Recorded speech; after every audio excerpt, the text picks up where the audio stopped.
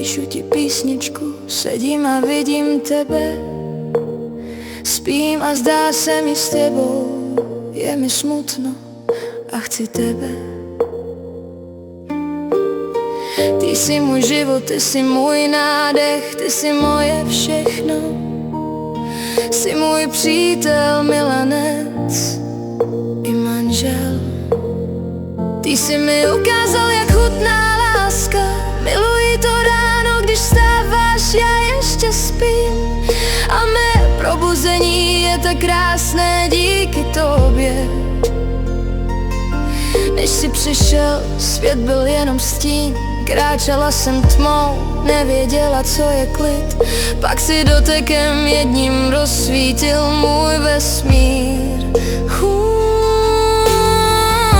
Já pochopila, že tohle je ten směr, co chtěla jsem mít. Manželství, to není jen papír, to je přísaha. Naše duše se našly, osudem k sobě poutané. Jsi můj dech, moje srdce, moje druhá polovina, můj nádech i výdech.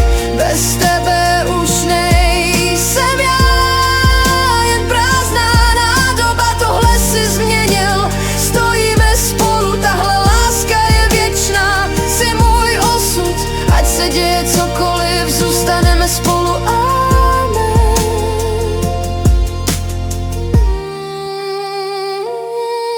Čas plyne, zkoušky přichází, někdy je to i boj, ale vím, že ty jsi ten, co mi dává pokoj.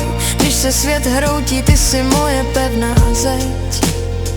S tebou se nebojím ničeho, to bych si měla uvědomit hned. Dívám se do tvých očí a vidím celou věčnost. V tomhle manželství je skrytá naše společná budoucnost. Jsi můj dech, moje srdce, moje druhá polovina. Bez tebe už nejsem já, jen prázdná nádoba.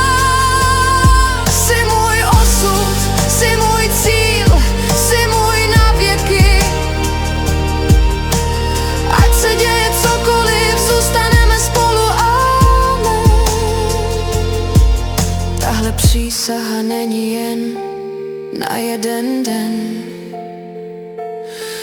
Je to slib, co zní v mém srdci, je to můj sen.